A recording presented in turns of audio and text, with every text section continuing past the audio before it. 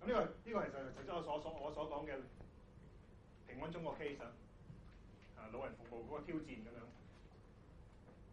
OK， 咁呢個少少係結尾㗎啦嚇。我哋要點做咧？你哋寫 business plan 啊，有啲咩 social needs 呢個好緊要啦，係嘛？咁你其實每一個人，你都可以睇到唔同嘅嘢。你可能諗一啲嘢，可能好細都得嘅。講真，我聽到一個 case 係社聯呢個朋友去開會喺韓國，你喺坐公共交通工具啊，你即係我當你哋好都算係好嘅青年㗎嘛，都會讓座俾人坐咁樣嘅嘢，有啲情況啊。但有陣時原來面對啲問題咧，就係有啲啱啱懷孕嘅婦女，佢其實都有需要坐位嘅，但係你唔知道佢係咪已經大咗肚？講真，佢係咪肥啲咧，定係大肚咧都唔知喎。咁佢哋有個諗法就係，佢就諗咗個 badge 啊，就係我係一個即係而家懷孕嘅婦女咁樣嘅，你可以帶住咁樣啊。咁你就唔會尷尬啊！如果你想讓座俾佢咁樣啊，你見到呢個 badge 好簡單嘅一樣 innovation， 咁可能解決咗一個問題。OK， 咁你可以諗啲好大嘅嘢啊！解決全球貧窮啊嘛，解決全球嘅飢餓問題有得。咁啲好細嘢，我覺得都唔緊要。咁你就呢啲就係呢個總結啦。有咩大轉變咧？社會轉變咧？跟住有啲乜嘢 community asset 啊？好似嗰兩個哈佛女仔咁咯，我去西藏行一個圈，我見到冇牛，咁咪做和好咯。你去天水圍行一個圈啊，有啲咩可以做咧？天水圍你要諗喎，係咪？跟住有啲咩 market opportunities 啊？你去天水圍行一個圈，我都行過咁樣啊。天水圍有冇嘢可以做咧？我諗到一個計仔，即係冇做過啦嚇。天水圍窮係住咩地方？窮人嗰部分全部住公屋啦，係咪？公屋即係點啊？和諧式咁樣啦，係咪？咁如果你認識家庭服務嗰啲問題啊，好多時屋企啲爭吵咁樣啊，就係缺乏一個私隱，就令到屋企啲成員可能會嗌交咁樣。但係呢啲窮嘅家庭有冇錢裝修啊？有冇錢買傢俬啊？冇㗎喎。但係如果你可以大量生，即係全部都係住嗰啲 Y 型，唔係 Y 型啊，全部都係和諧型啊、十字咁樣啊。其實你可能可以有嗰啲 Plan A、Plan B、Plan C 啊。我有一個 plan 幫你裝修你間屋。如果你自己做，可能好貴。但係如果我可以大量做咧，我包晒成個天水圍做咁樣啊，可能可以平啲嘅喎。咁嗰啲人可能會願意俾某個價錢去做一啲裝修嘅工，即係裝修下間屋，可能會改善咗家庭關係都唔奇喎。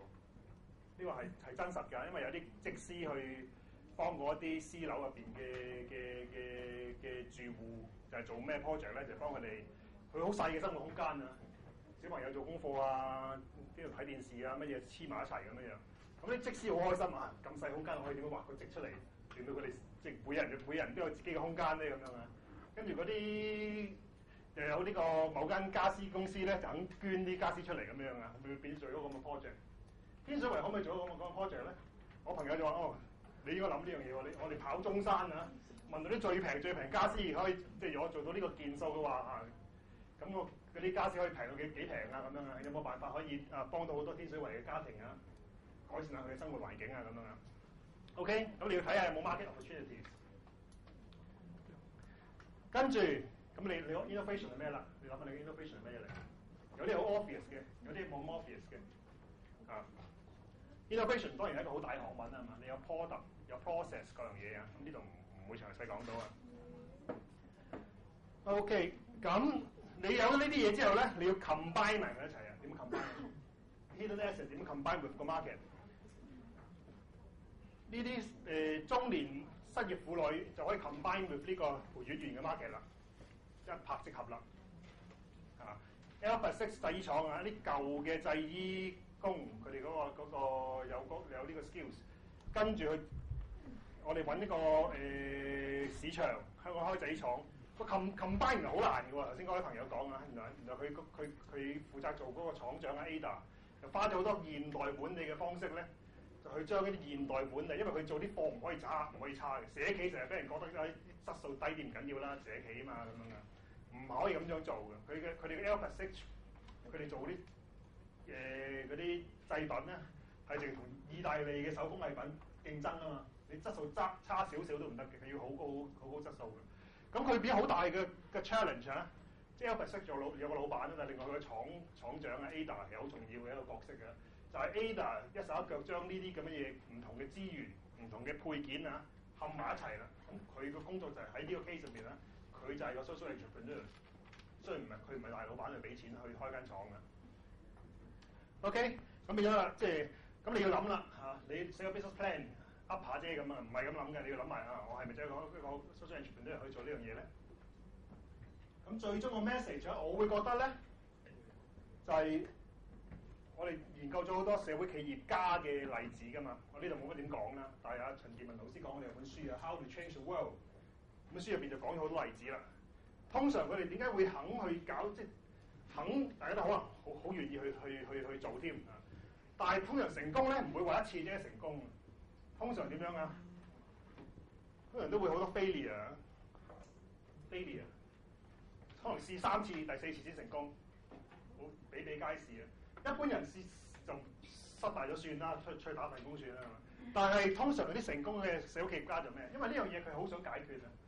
有啲問題佢好想，即係佢唔解決佢唔心安啊，所以佢係根本上佢就已經係完全投身啦，即係有呢個 persistence， 有呢個 commitment 去做呢樣嘢。咁所以我會覺得大家去寫 business plan 嘅時候咧，啊雖然你雖然暫時寫個 plan 啲唔係真係要去做啊，但係即係當你諗嘅時候，其實應該諗一啲對於你本身嚟講咧，你好想解決嘅問題，咁最應該講啦。即係我哋講咩都冇用，你要自己諗下，你人生經歷當中，可能你自己。或者你一個親人咁樣，我識一個朋友，佢爺爺有啲嘢令到佢好想要做一啲嘢咁樣，都得㗎喎，係咪？咁你試下諗一啲呢啲咁嘅範圍。OK， 咁就另外啦，就係即係你要認識你嘅社區，認識你嘅生活嘅地方，啊，同埋同多啲人講嘢。一般嚟講，我哋嘅講法係咩啊？好多社區嘅問題嗰個 solution 喺邊度嚟啊？個 solution 已經喺社區可能已經有㗎啦。你好 top down 咁啊！你喺上高着上去諗啲我哋政府咁啊，諗一啲方法解決問題，解決唔到嘅。啲問題喺個答案喺社區入邊，其實你同啲人傾偈咧，你就會聽到啲答案㗎啦。咁但係啲即係一般嘅平民，佢唔會諗去搞個社會企業出嚟㗎嘛。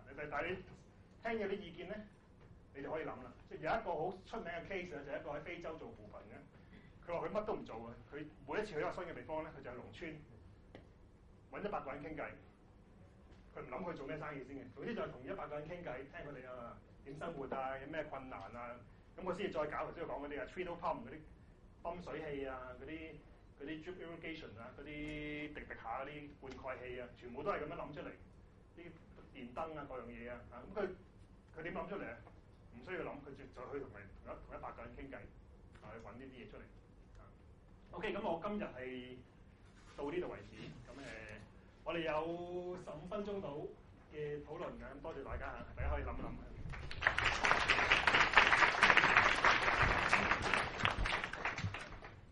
香港大學經濟及工商管理學院1年級黎志謙。咁我想問下一個關於年青人投身於社會企業嘅問題，即係譬如好似而家好多時候叫啲年青人參加義工服務，1年或者半年1次，佢哋會好願意。但係點樣鼓勵佢哋長時間咁樣投入於呢個社會服務呢個行業，又或者呢個趨勢入邊咧？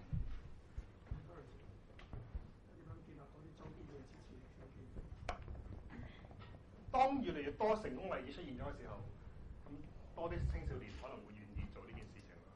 咁變咗而家好多基金會啊，或者政府啊，都會有啲支援呢個，就算呢個比賽都係啊。因為而家最大問題係乜嘢？係大家個概念啊，我去做工程師啦，去做會計師啦，家庭壓力係咪？自己即係你可以怪家庭嘅，你自己都有呢個諗法嘅。我想安定啲啊，揾份公司，我都做嘅20年後啦，咁啊等我賺到錢先，我再做啦咁樣。咁唯一可以改變呢樣嘢就係當有啲實質例子啊。原來我哋有個理工大學嘅朋友畢業之後，而家搞咗個社企，係維生到嘅喎，咁樣啊，雖然唔話賺到多錢咁樣啊。當有呢啲例子啊，咁你哋開始先至可以會多啲年青人嚟參與咯。呢個變咗係雙方面嘅嚇，一個係社會環境嘅問題，另一方面就係每一個人佢嗰個即係嗰個想法係咪咁快可以改變咧？咁其實啲希望係好嘅。其實金融海嘯之後嗰時曾經有個講法啊嘛，就係、金融海嘯之前，啲最叻嘅學生就會入投資銀行啊嘛 ，I-Bank 咁樣啊。咁啊，金融海嘯之後就話啲人起碼有2-3年有 I-Bank 啦 ，I-Bank 唔請人啦咁啊，可能會有好多好叻嘅後生仔會肯做社企啊嘛。咁呢個實質上係點咧？咁其實唔知道啊。香港個社企發展都係起步階段。我見到其實喺西方，我最近同加州啲朋友傾咧，其實就創業啊，即係想年青人啊自己搞自己啲嘢咧，係一個好大嘅潮流而家喺西方。咁啊，好多都唔想再入翻嗰啲傳統嘅大嘅 corporation， 即係覺得嗰啲都已經有既定嘅模式啦。你有啲新嘅諗法咧，未必做得到。咁啊，而家咧做一啲新嘅嘢嗰陣時候咧，因為多咗一啲嘅平台咧，減低咗啲成本係以前冇，譬如 internet 咁樣。即係好多嘢以前冇 internet 嗰陣時候，你發覺你好難去做。而家我多 internet，我去傳播我去做算推銷啊，做 B&B， 即係好多嘢我都已經係喺以前係冇得想像。咁所以咧，做新一代，因為佢成長過程裏邊更加懂得用呢啲咁樣嘅工具，咁佢更加願意去擺脫舊嘅以前嗰啲即係大企業嘅做嘢方法。咁其實而家喺西方裏邊其實係有一個好大嘅潮流。咁當然啦，即係唔同嘅地方啱啱講過啦，個周邊嘅支持會有啲唔同啦。譬如我哋去英國，咁啲 charity bank 嗰啲慈善銀行，咁啊專係借俾 NGO 同社會企業嘅。咁啊啲 venture capital 特別有啲嘅資金，特別係願意支持社會企業。咁我哋而家喺西方嚟講 socially responsible investment， 即係話咧，當嗰啲大學裏邊或者啲公營機構嗰啲資金佢要去投資嗰陣時，甚至係正正式式嘅投資基金，有啲都特別 attract 啲投資者咧，就話我係會投俾啲社會企業嘅，對個社會會有社會效益嘅。咁呢個周邊環境咧係會做到更加多人覺得咧，呢一個其實係一個啱啱興起嘅一個領域咧，其實有好多機會喺處。咁所以就嗰個氣氛係會有啲唔同。但係我覺得香港其實都算係唔錯。坦白講，我喺呢個公民社會領域都一段時間。你話去 train 啲人去搞 NGO， 做社工嘅有，去搞 NGO 其實冇乜 training。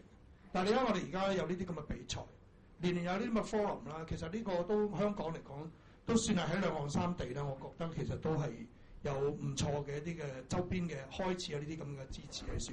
我哋呢個 social enterprise 嘅 challenge。你上去個 Wikipedia 介紹咩叫 social enterprise 啊？最撈尾嗰段就係講我哋呢個比賽，但係喺世界上邊我哋都算係有名嘅，所以都我好希望即係有更加多人即係夠膽投入嚟。如果我自己係生活喺即係好年青嘅話，我真係會玩呢樣嘢。即係哇！我又可以一個生計嚟嘅，但係另一方面我又對社會有貢獻，幾 challenging 啊！我覺得好好玩呢個事情嚟嘅。不過坦白講，我又覺得咧，你知道，就算我話喺外國都有好多其實未必賺到錢嘅。咁佢唔代表失敗㗎，有時有啲唔係英國咁有個，佢係揾啲色籌，佢仲有 catalog 㗎，你走去買嘢嗰時咧就係睇 catalog，嗰間鋪頭都冇咩嘢㗎。咁跟住咧就會有人送貨你屋企，咁但係啲色籌嚟嘅，哇！色籌入到你屋企送俾你喎，唔係咁容易嘅，社會要經過階段先慢慢嚟接受。咁你話早期你唔賺錢咪算啦，係嘛？即係可能你唔係話咁開始即刻可以賺到錢，咁所以我覺得都要諗多啲唔同嘅資源啊，即係話你唔好因為開始賺唔到錢，你就好沮喪咯。諗多啲支援，香港而家都有呢啲咁樣嘅開始，即係政府會有啲支持啊等等。我希望諗多啲咁多唔同方法去令到 sustainable。係我補充少少啊，教授啊，就我哋搞比賽咧，其實除咗話希望提高大家嘅知識去有個營商嘅理念啦，喺社會企業嗰度可以貢獻咧，其實亦都係一個心態嘅訓練嚟。無論你贏唔贏到比賽都好咧，其實我哋好希望你享受嗰個過程咧。特別喺構思社會企業構思嘅過程裏邊，你會去諗下一個社會問題喺邊度，同埋自己最關注嗰啲係乜嘢。我好相信我哋參賽者咧，唔會每一個都做到社會企業家，因為好多人都會打工，可能一世都係做一個行政總裁，或者做間公司嘅經理，係啦，唔緊要。你可以做一個僱員，但係你做一個僱員，你都可以發揮你嗰個社會任務。每個人有唔同嘅崗位。咁我哋其實喺你年輕嘅時間咧，希望啟發你多啲，啟蒙你多啲。咁呢個比賽其實又冇乜成本嘅，對你嚟講，最緊要係時間。咁我都想介紹我哋09年有位贏咗比賽嘅朋友啊 Lawrence 啊，企一企身。咁09年我哋冠軍一隊叫做 True Colours。咁佢咧係打緊工嘅，喺做公關公司嘅。咁正常公關公司咧都幾好嘅職業嚟㗎。仲係國際知名嘅公關公司。咁佢咧做咗一段時間，佢而家都唔做啦，真係去做翻自己個社企。咁所以你話嗰個動力，你一間個 break 嘅，你去問下佢個動力點解會推動到一個年輕人有一份好工都唔做去做社會企業嚇？係啊，可以俾阿 Lawrence 講幾句分享下。即係阿教授講話，佢有個朋友一個大學嘅工作嚇，佢連工都唔做，可以去即係做發展一個 NGO。係啊，好。其實1910年做一個比賽之後咧我係贏咗個比賽咧，就冇即刻做嗰個社企嘅，因為即係嗰陣時有4個隊員啦，咁完咗之後各散東西啦，因為大家都佢哋去咗外國做嘢咁樣。咁我自己嗰陣時就覺得時機未成熟啦，因為自己做咗嘢嗰陣時做咗1年嘢到，咁未有足夠嘅 skill 去 implement 或者信心未夠，咁但係自己喺公關公司工作咁累積咗一啲諮詢嘅技巧同埋一啲客戶之後咧，咁覺得即係因為其實你工時平時做嘢好長咧，人工好似唔錯喎，咁但係你慢慢會發覺即係唔知自己為乜咁樣嘅，咁但係咧你喺參加比賽嘅時候咧，我記得即係你1至5做到好夜啊嘛，禮拜6日就同人開會，可能落區去睇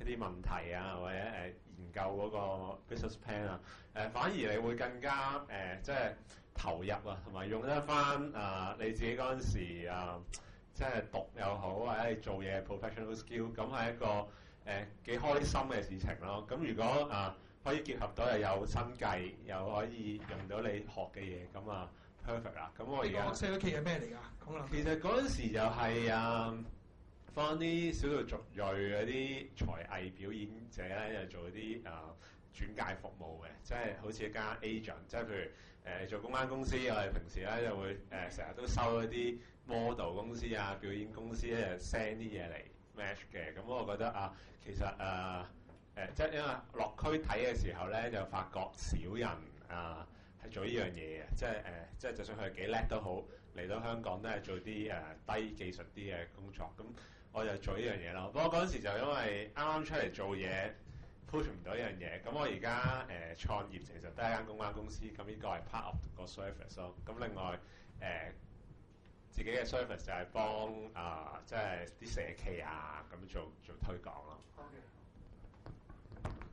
你好，我係嚟自 Hong Kong U 嘅 Alex 啦。咁我想問關於一啲NGO 同 non-profit。咁我相信出邊我哋大家都知係有好多啲咁嘅 NGO non-profit solve 嘅問題咧，同啲社企係類似嘅。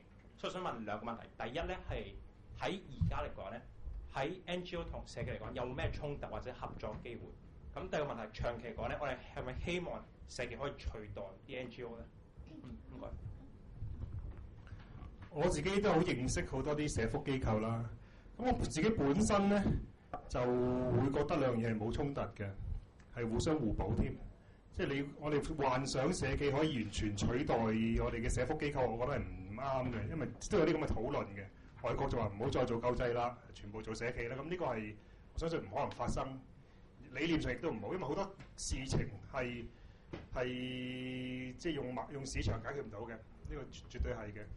咁而家個問題就係，當我哋推動社企嘅時候咧，我哋成日講，我哋係即係見到好多由非政府機構做嘅社企咧，可能發展得麻麻地咁樣嘅。我哋係咪要靠一啲 NGOs 去做社企，定係我哋要好似揾你哋啲年青人咁啊，重新咁去成立啲社企出嚟咧？係咪？頭先我講嗰啲例子譬如轉的製衣廠係咪都係自己另外做出嚟嘅，就做得幾成功咁咯？反而一般我哋見到啲社企NGO 做嗰啲社企咧，通常開下咖啡店開下餐廳做下清潔好似又唔即係好濕碎咁樣咁個問題，我覺得就係兩邊都要扶持嘅，兩邊都要扶持而冇乜特別衝突即係我個睇法係咁樣。即係我哋覺得點解話要有3個部門咧？政府、市場要有公民社會咧，因為你市場冇錯好有效率，又有個創新性提供服務，但係認錢唔認人啊嘛。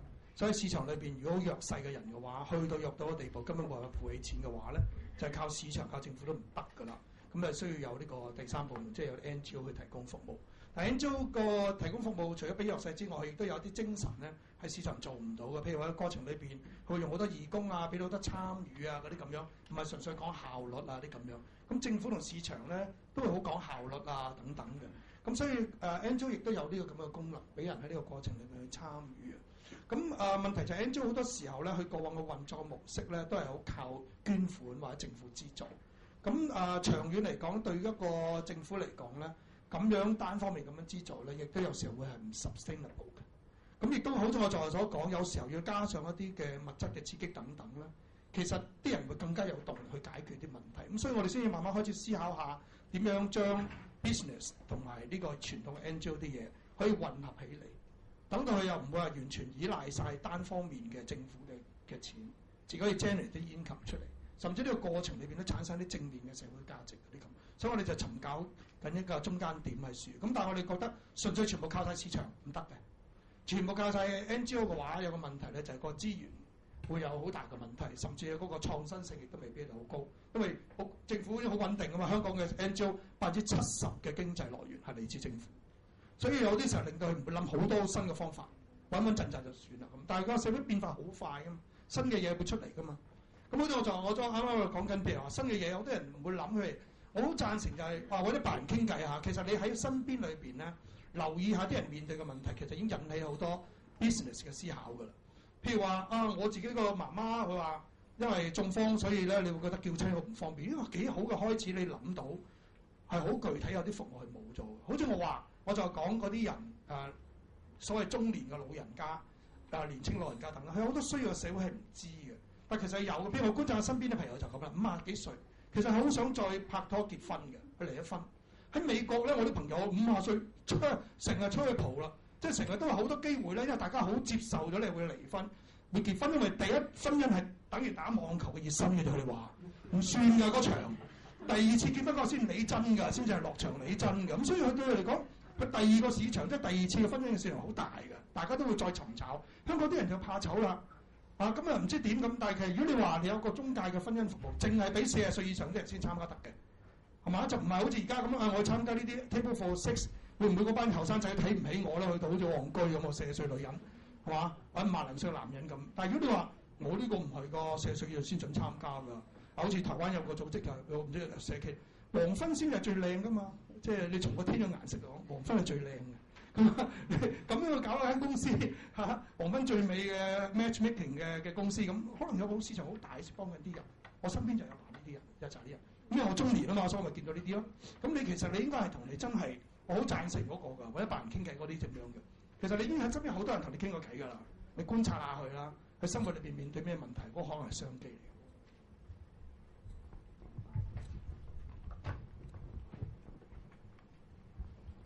Hello， 大家好。我係香港 DI 嘅老師，咁亦都同咗20幾位嘅同學一齊嚟。我都想借呢個機會咧，我哋香港資源社會係第一次參與呢個比賽嘅。咁好多謝主辦機構，即係俾呢個機會我哋今次即係向大家一齊學習。我個問題係喺 business 寫 business plan 同寫呢度嘅 business plan 個差異或者重點有咩唔同咧？之後係咪會有講座講教寫 business plan 嘅？應該佢哋會喺嗰度應該會再處理啦。先講呢個概念先啦，其實細睇概念上，我會覺得係你最第一個分別就係頭先講過啦，係嘛？你 bottom line 唔同啊，你嗰個係 single bottom line，呢個係 double bottom line，係嘛？如果你係好割裂嘅，你講到你個社會目標天花龍鳳咁樣啊，跟住你嘅生意另一回事咁樣啊，咁唔會好 convincing 嘅。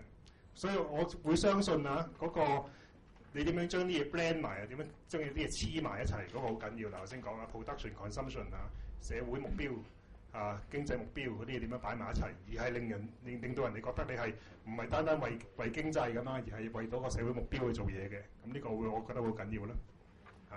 佢喺 business notes 到時先教啦，但係啱啱開始已經講到清楚啦。我哋要講 social impact 嘅，唔係淨係講咩 impact 嘅。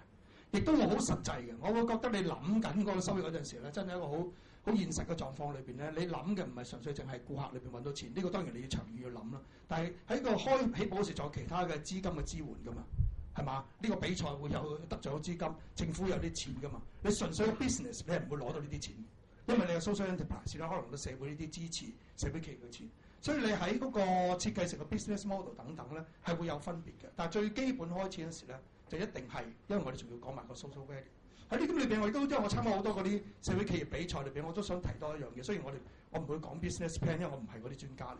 我好希望大家咧有一個講故事嘅能力係好重要。點樣能夠將你個社會企業，好似我仲講 DID 打你得咁樣，係嘛？即係去到將你嘅精髓咧，用故事去講出嚟。其實一間企業都要啦，但係我哋嘅特別嘅地方就係我哋仲要向個社會解釋，唔係淨係我哋呢個產品啊點樣好質素，而係我哋可能喺個 production 嗰度有一個好好嘅故事，幫咗一班人點樣改變咗佢自己嗰種人生嘅態度，或者俾咗生命力去令到佢正面咁去睇個世界咁。呢啲故事咧，我希望你哋學下咧，喺你哋設計嗰陣時候咧，點樣用好簡單嘅方法講到個精髓出嚟。講故事好重要啊！俾你教授，我補充下我哋遲啲係會教專題去教點樣寫 business plan， 點樣寫 business summary。但係其中一個重點咧，就係話你要講出你點解你呢間公司能夠產生個社會效果或者效益。英文咧即係話 what if 咧What if my company 如果我間公司唔存在嘅話，呢個問題係解決唔到，或者係如果我間公司因為我呢間公司嘅存在而可以引致解決呢個問題，你要好明確有呢個 position 啊，有個 position 嚟喺度。點解呢個咧？呢個係一個你一定要自己答到嘅問題。你可以話唔使特登 state 呢個問題出嚟，但係你呢個內容裏邊係解答到呢個問題。咁第二咧就係我哋其實會教一個 approach 叫 theory of change 中文唔知點譯啦即係呢個係改變嘅理論。但係呢個唔係一個咩嘅理論，其實呢個係一個邏輯，一個你自己個人個企業社會企業嗰個道理。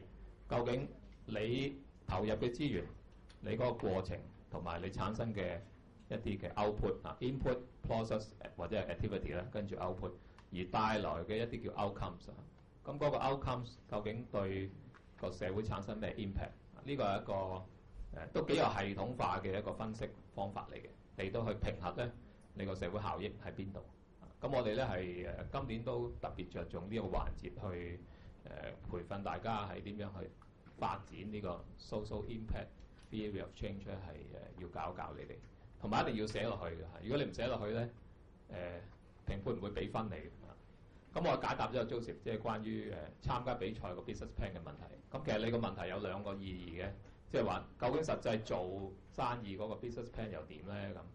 咁嗱，實際做咧，我哋會要求你寫一個係actionable business plan， 即係話咧參賽以外，如果你有機會贏到比賽嘅冠軍，我哋有2個冠軍或者你可以申請到我哋一個。